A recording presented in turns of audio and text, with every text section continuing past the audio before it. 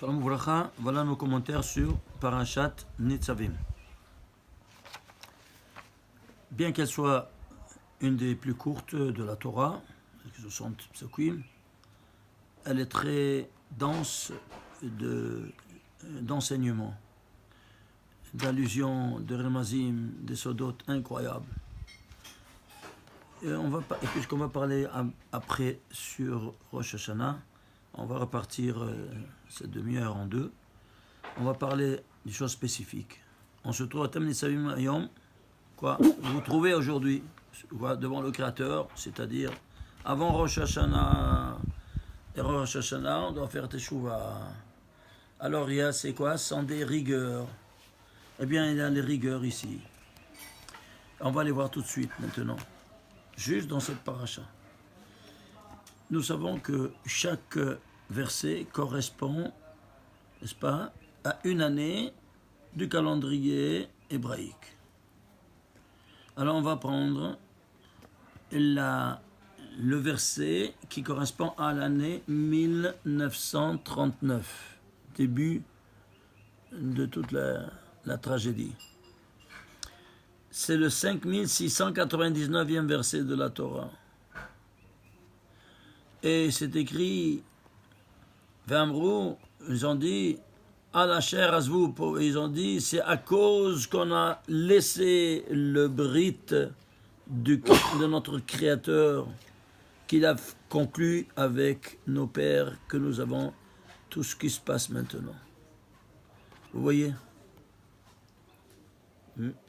Ça c'est le 5, donc ça c'est le 29 Nitzavim, 29e chapitre, 24e verset de Nitzavim. C'est le 5699e verset qui correspond à l'année 1939, de la Shoah. C'est clair? Alors vous comprenez maintenant qu'est-ce qui se passe ici. Il commence à te dire, si vous lisez tout ça, une catastrophe. 1940, 1941, 1942, 1943, 1944, 1945. Jusqu'ici, tu fais la guématrie de tous ces 7 versets, de ces 7 années de martyrs et de destruction totale de notre peuple, malheureusement. Eh bien, c'est la valeur totale de tous ces versets, du 24e verset au 2e du chapitre 30, eh bien, le total, 25 807. Je veux savoir quelle est la signification de cette valeur. Eh bien, décompose-le, tu comprendras. Ilan alilan, dit Rabbi Shimon Bar Yochai, comme je vous l'ai déjà enseigné à plusieurs reprises. Ilan alilan, c'est-à-dire l'un sur l'autre. C'est-à-dire quoi? Décompose-le. Vous savez de quoi il est formé? De 2 nombres premiers. Tu peux le diviser que par 131 fois 197. 131, c'est quoi? C'est la guématrie de l'ange de la mort. Samer Mem Aleph Lamed. Et 197, c'est quoi? C'est un nombre premier, lequel? Le 46e nombre premier. 46, c'est la dimension cachée du Shem Ab, du nom du Shem Meforash, de 72 unités. Et nous savons, quand on prend la dimension cachée, c'est-à-dire les lettres qui n'apparaissent pas, c'est tout rigueur. Alors, l'ange de la mort qui s'est associé avec la dimension de rigueur du nom de Shem Meforash le plus élevé, c'est ça ce qui a régné pendant toutes ces années-là, de 1939 à 1945. C'est de la folie ou pas? Regardez maintenant, prenons 1948. C'est le 5708e verset de la Torah, c'était 5708 dans l'année hébraïque, correspond à l'année 1948. Regardez ce qu'il dit. Ve'aviacha Hashem Elokecha, et l'Éternel ton Dieu va t'apporter El Haaretz Asher Yershu Abotecha, dans la terre que tes pères ont hérité. Vireshta ve'etivecha virbecha me'avotecha. Et donc, quoi donc? Et tu vas l'hériter et tu vas te multiplier dans la terre de tes pères. Mais est-ce que vous vous rendez compte? Juste à ce verset, tout le temps change. Déjà, ici, il commence déjà en 47, il change. Et si je t'amène, alors qu'est-ce que c'est? La déclaration de l'indépendance de l'État d'Israël. C'est pas incroyable? Et si tout ça ne suffisait pas, Hachem Elokecha, c'est le nom divin. Hachem Elokecha. Il y a 325 fois cette formule, Hachem Elokecha, dans toute la Torah. Pourquoi 325? Parce qu'il y a 320 rigueurs qui proviennent des 5 lettres Mansafar de finale, qui sont de rigueur. Donc 320 de rigueur, plus les 5 lettres de racine de la rigueur, ça fait 325. Toutes les rigueurs sont là. Eh bien, ici, cette rigueur-là maintenant, elle se transforme en miséricorde. Et l'Éternel, ton Dieu, va t'apporter à la terre que tes pères, ils ont hérité, et tu vas te multiplier en bien et tout ça. Eh bien, ce Hachem Elokecha, parmi les 325, j'ai été le compter depuis le début. C'est le 301e fois. Pourquoi 301? Parce que c'est le guématre de Ménorah. Et qu'est-ce qu'ils ont adopté le jour de l'indépendance? Quel est le symbole de l'État d'Israël? La Ménorah. 301e Hachem Elokecha, qui est Gematria Ménorah. Mais est-ce que vous vous rendez compte? Tout est inscrit. Même quel est le symbole que tu vas choisir, n'est-ce pas? Et qui va caractériser, quoi donc? L'État d'Israël qui retourne après 2000 ans. Aïe, aïe, aïe, si vous voyez ici, c'est quelque chose de spectaculaire. On va voir la semaine prochaine la suite. Parce que c'est quelque chose de vraiment incroyable. Chaque verset, comme il dit, qu'est-ce qui va se passer dans l'année. Allons maintenant sur Rosh Hashanah qui s'avance, et comme vous n'aurez pas le temps dimanche de voir, alors on vous le donne tout de suite. Le sort de Rosh Hashanah, c'est quoi? C'est le jugement universel. Et si c'est un jugement universel, alors qu'est-ce qu'on a? Les rigueurs. Yemé Gevura, ça s'appelle. Des jours de rigueur. Et quelles sont les rigueurs? Il y a 216. C'est quoi? Le sod du rayo. Le grand secret du rayo, c'est quoi? Resh Yod Vav. 210 et 6, 216. Et c'est la gematria du mot Gevura. Alors, c'est ceux-là qui vont maintenant régner le jour du jugement universel, dans les 2 jours de Rosh Hashanah. Le premier jour, on fait Dina Kashia, un jour de rigueur très dur, et le deuxième, une rigueur coulante, Dina Rafia, ça s'appelle. Et pour cela, nous devrons mettre en action, à tous les niveaux, 216, cette valeur 216, qui d'ailleurs se trouve partout. Comment? Regardez. L'origine de ces 216, c'est quoi? C'est les 2 tables de la loi. La Gemara Baba Batra, page 14, nous dit la grandeur et les dimensions techniques des tables de la loi. Elles étaient une amma sur une demi-amma. Une amma, je ne veux pas un demi, je veux en entier. Alors ça c'est 6 téphars, 6 palmes. Une amma c'est d'ici à là un coudé. Il y a 6 fois 6 palmes. Alors ça c'est la dimension de chaque table. Donc le courant qui est en dessus, qui est dessiné dans les synagogues, c'est des bobards, des bêtises. Ça c'est pas nous, ça c'est du monde non juif qui croyait que c'était comme ça. Alors que ça n'existe pas une chose pareille. Ça c'est la dimension exacte. Donc c'était un carré et de tous côtés. Alors 6 par 6, 36 par 3, 108 fois 2, 216. Les voilà donc, ces 216 téphars cubes, que si toi tu vas les adopter comme attitude dans ton comportement, alors tu mates toutes les rigueurs. Ceci étant dit, vous voulez voir, je donne un petit exemple. Moshe Rabbeinu, il se trouvait avec tout le peuple devant la mer Rouge. Alors, il y avait l'obstacle, il y avait derrière qui courait, les Égyptiens pour les attraper. Comment faire? Il a prononcé ces 72 noms divins que vous voyez ici, qui sont articulés chaque nom divin de 3 lettres. 3 fois 72, 216 lettres. Ces 216 lettres-là, qui les a prononcées en 72 noms divins, c'est eux qui ont ouvert la mer Rouge. Nous avons les lettres, mais nous n'avons pas les voyelles. Comment les prononcer? Alors, la Kabbale nous dévoile justement les lettres. Ceci étant dit, on pourra maintenant les mettre en fonction. Ils se trouvent partout. Ces 216 rigueurs qu'on peut les mater. Par exemple, David Ameller, il comprend donc que quoi? Que ces 216 viennent à notre rencontre pour notre bien. Alors on doit les manipuler. Eh bien, il écrira, parce que où est-ce qu'elles se trouvent, ces deux tables de la loi? Dans l'Arche Sainte. Alors ces 216 lumières vont sortir de l'Arche Sainte, dans le Kodesh Kodashim, ils vont se répandre dans le monde.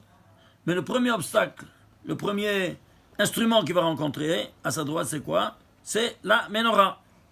Alors la Ménorah, c'est 216? Non, Ménorah, c'est 301. Vient David Ameller, il va écrire l'Amnaser Benginot Mizmor Shir, le 67e chapitre en forme de Ménorah, que le voici. Eh bien, si vous comptez les 7 versets qui composent ce 67e chapitre de Tehillim, il est rédigé en 216 lettres. Quand toi tu le dis, alors tu le dis avec la bouche. Ouais. Alors, comment dit la bouche? P. Combien c'est P? 85. 216 plus 85, c'est 301. C'est comme tu avais allumé la Ménorah du Beth Amikdash. À ce moment, tu peux demander ce que tu veux à ton Créateur.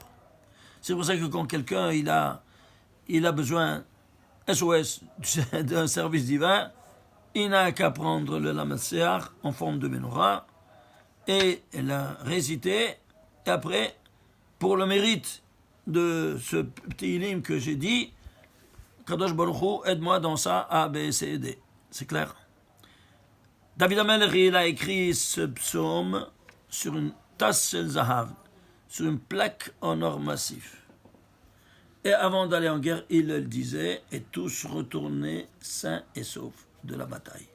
Tous ces soldats. Essayez pour vérifier ce que je vous dis, vous allez le voir. Ceci étant dit, alors tu vois que maintenant, ça ici 216. Mais je trouve partout. Par exemple, ici, si on prend par exemple les tzitziot. Où sont les tzitziot? Les tzitziot aussi. Voilà, ici les tzitziot.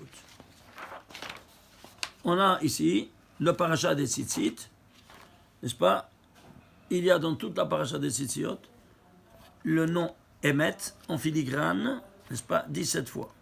Si vous prenez la valeur de tous ces 17 codes du mot Emet que tu dis en dernier lieu, ça sort 648. C'est quoi 648? C'est 3 fois 216. Pourquoi? Parce que tzitzit, il est cité 3 fois dans la chose. 3 fois 216. Chacun, il a une valeur en soi de 216. Qui viennent pour mater toutes ces rigueurs. Ça, j'ai pris un petit exemple, n'est-ce pas? On peut compter jusqu'à demain, mais on a écrit tout un livre qui va sortir j'espère, tout de suite après les fêtes. Be'ezrat Hashem. Alors, comment on va maintenant agir? Regardez à Rosh Hashanah.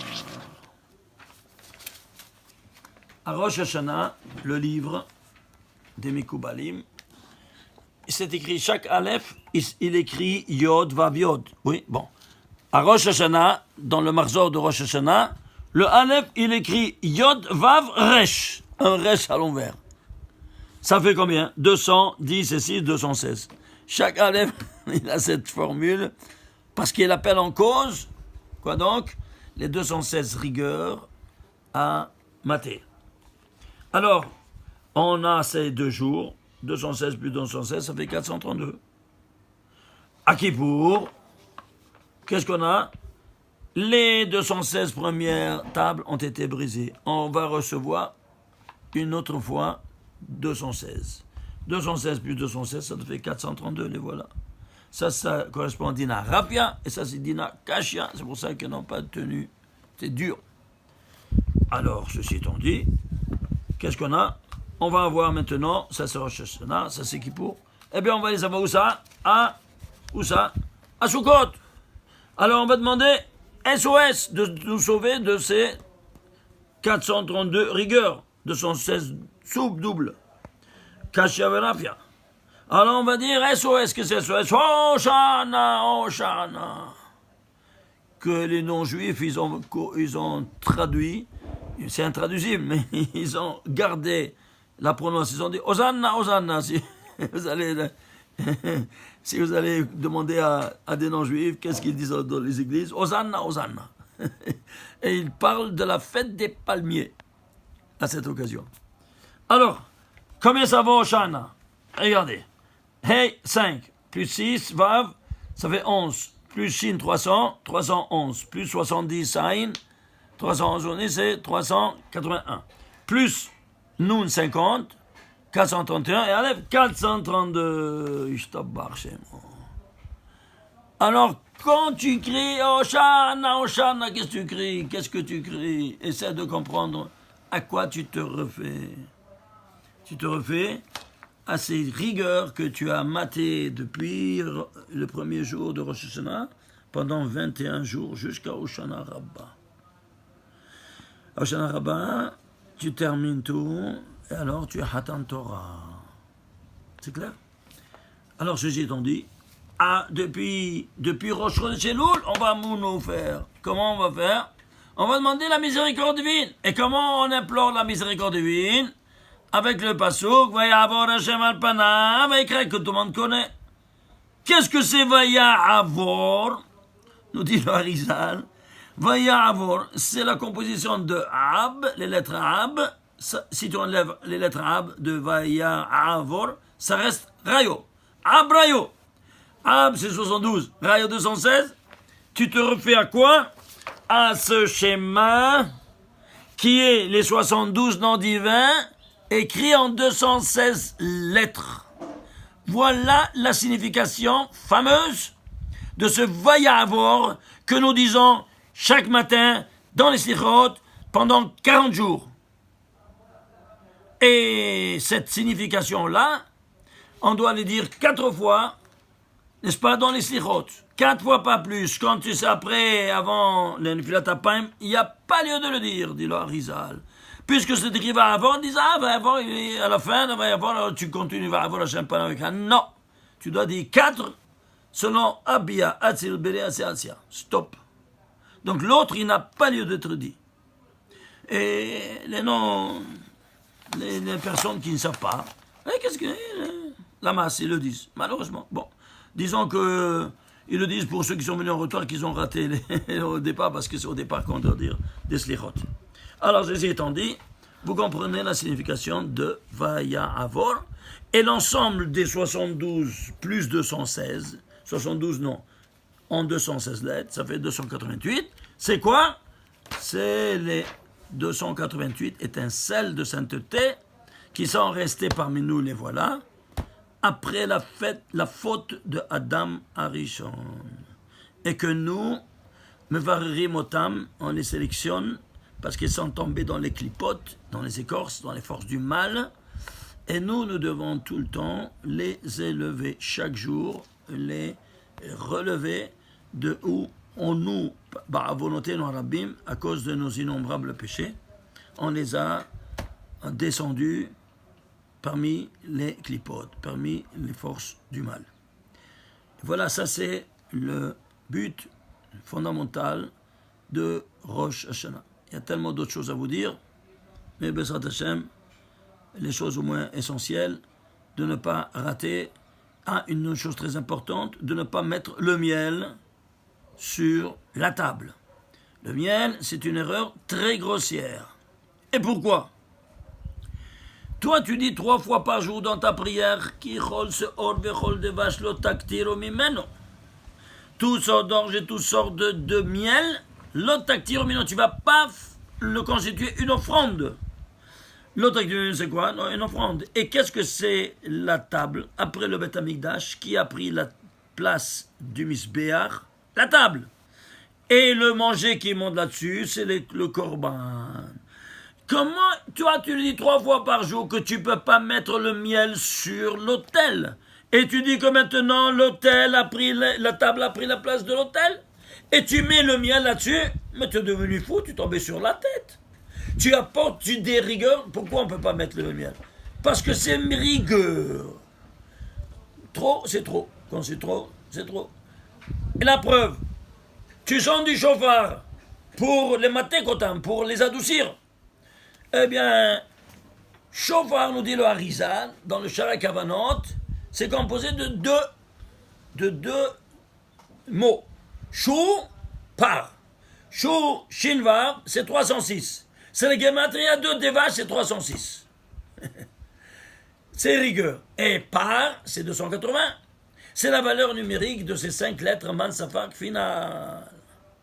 Alors, c'est le rigueur, le miel, c'est rigueur. Et le par, les 5 lettres, je les mets ensemble. Moins par moins, qu'est-ce que tu fais en mathématiques? C'est plus. Zbang, tu as donné le knockout à toutes ces corodes de Touma à travers le chauffard. Donc, on met quoi alors? On met le sucre à table. Et le balabait, il trempe dans le sucre et après dans le sel et il mange 3 fois. Ainsi pour chacun qui va distribuer, 3 fois dans le sucre, 2 dans le sel et après il le distribue à chacun. Ça c'est fondamental de le savoir. C'est clair? Donc, si quelqu'un il veut éviter de commencer par le pied gauche pour toute l'année, eh bien, il doit éliminer complètement cette coutume. C'est même pas une coutume, c'est une erreur grossière des ignorants de notre peuple qui ont mis. Pourquoi c'est écrit 4 de vaches et Shana Tova ou Metuka, 4 de vaches, que ce soit une année de Tova, de bonne, bien, et Metuka, et douce, comme le mien. C'est comme le mien, il n'a pas dit avec le miel. Et de là, ils ont pris cette mauvaise, très très mauvaise habitude. Et comme ça, tu commences du pied gauche toute l'année. Rahamana l'Etzlam. Alors, Tizkou le Shanim Rabbot Ne'imot Vetovot Vebezrat Hashem, que cette année qui s'avance, c'est le Mashiach finalement qui viendra, n'est-ce pas, nous délivrer de toutes ces dynimes, de toutes ces rigueurs. Amen ve Amen. Shabbat Shalom. Shana Tova.